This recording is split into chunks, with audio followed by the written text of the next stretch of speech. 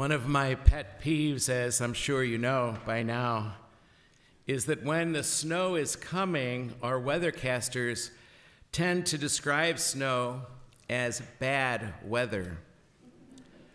Bad weather's on the way. Who decides that snow is bad? Who decides that rain is bad?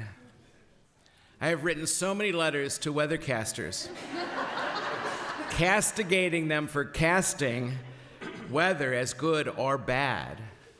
It just makes it harder, but nobody listens to me. One of my friends reminds me, there is no such thing as bad weather, Gary, only bad clothes. What I have learned is that weather reports us. I had the opportunity to go to Iceland and hike Iceland, and boy, you talk about weather. Woo! Iceland's got it all year long. Strong winds, cold, weather's there. And what I learned while I was there is that weather reports us. In other words, you will learn a whole lot about yourself by your inability to accept or even enjoy whatever the weather is. Weather reports us.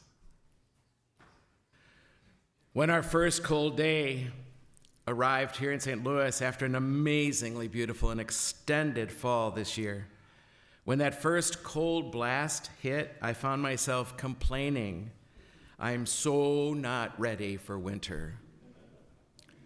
But ready or not, here comes winter. And ready or not, this gospel warns, here comes winter, the winter of our souls. Listen again to the end of that gospel Jim just read. Stay awake. Be sure of this.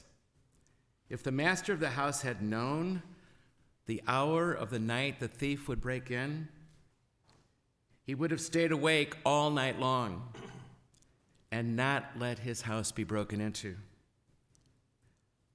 So too, you must be prepared, for an hour you do not expect will bring the truly human one to us.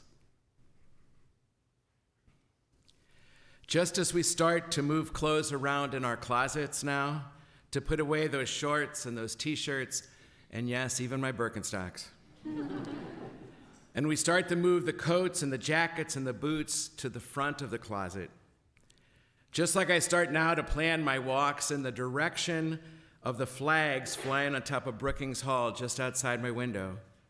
If it's coming from the west, I start out going to the west, as you probably do too.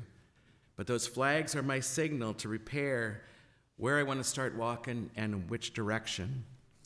And just like I plan those layers of clothes now, and even get out the hand warmers and the snow blowers and the shovels and salt for the sidewalks, it's all going on all the time these days if we are preparing for winter. Even the animals all around us are making careful preparation for these coming cold winter months. They're preparing to hibernate, to migrate, to prepare to gather food for the foodless days. Animals don't fight the winter. They prepare. They react. They know what's coming.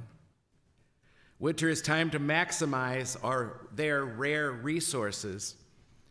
And for us, it's time for even more than that, time for reflection, for withdrawing a bit, for putting life in order. Don't fight the winter, the animals teach us. Don't fight the winter of your soul, your life, or your loves. Prepare for it. It is coming. Winter is where the transformation occurs, actually. Winter is life's crucible. It is essential.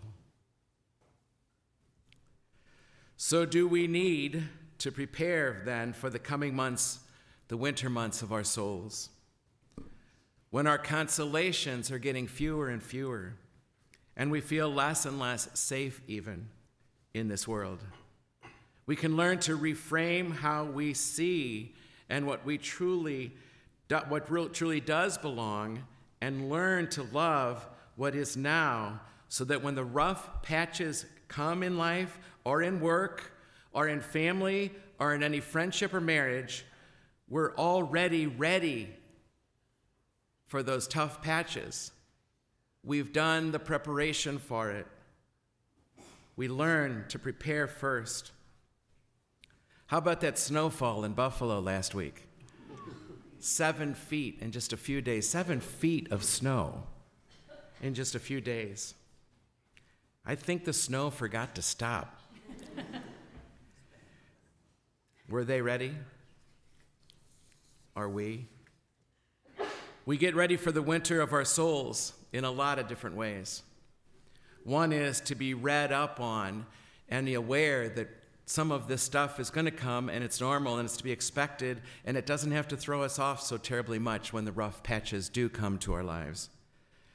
Some prepare for winter, the winter of our souls and our lives, by doing exactly what you have chosen to do this morning: to come here, to gather, to pray, so that we make sure we're standing on firm ground, so that we can stand strong when it comes, these winter blasts of life.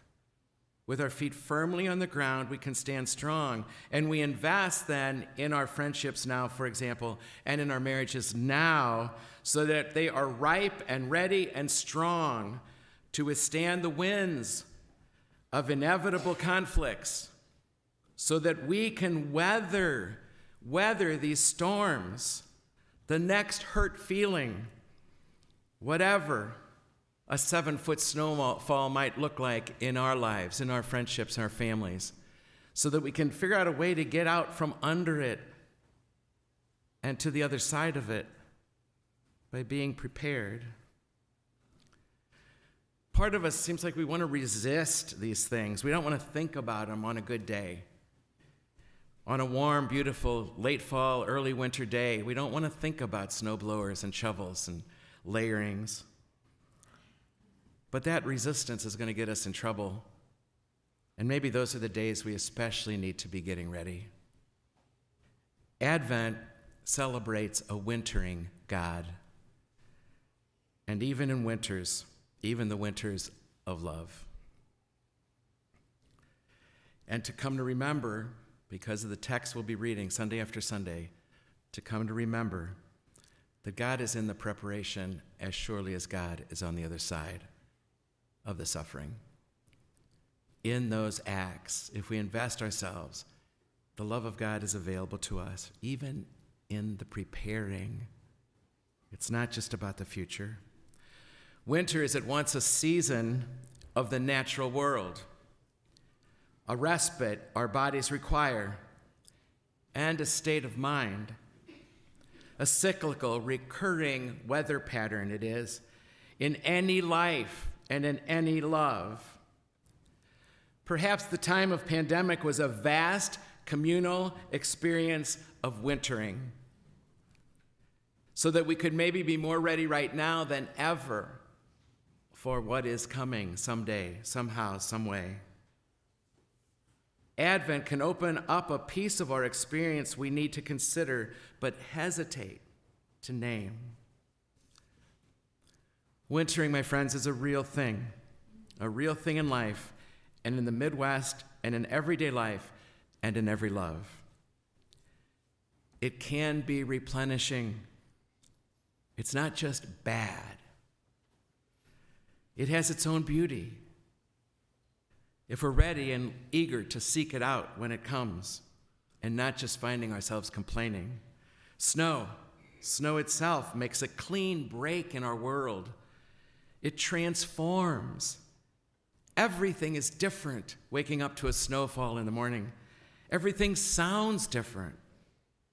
The light is so different. At the end of the day, the way it sparkles on the snow. In the spring, I celebrate with you over and over again. You're probably sick of it, but I can't get over in the spring looking out my window in the morning and seeing those dogwood blossoms opening just under my window. It's just absolutely gorgeous.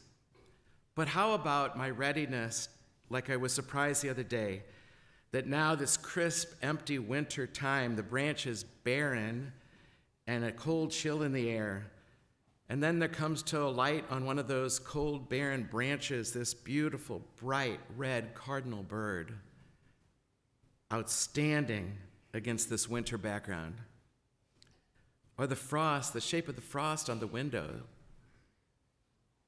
Winter has its own beauty if we're prepared to see it. And so do the winters of our lives and our loves. Cold and snow, the closing in of the light. These are psychological and spiritual realities, just like they are physical realities. They draw us.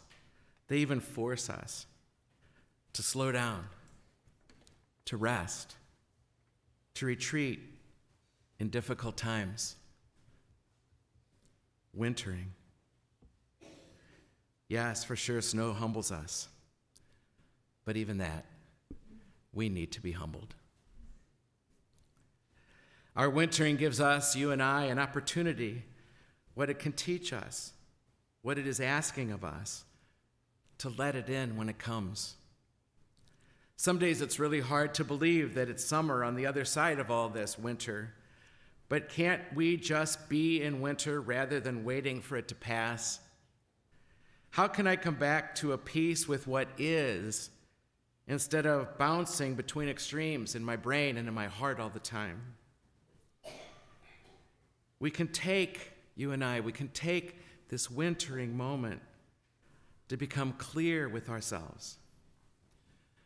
We can reflect some on what we want it to be like on the other side. Winter is a season of nature, but it's also a season for life. We can be ready for it, you and I. We can give ourselves winter.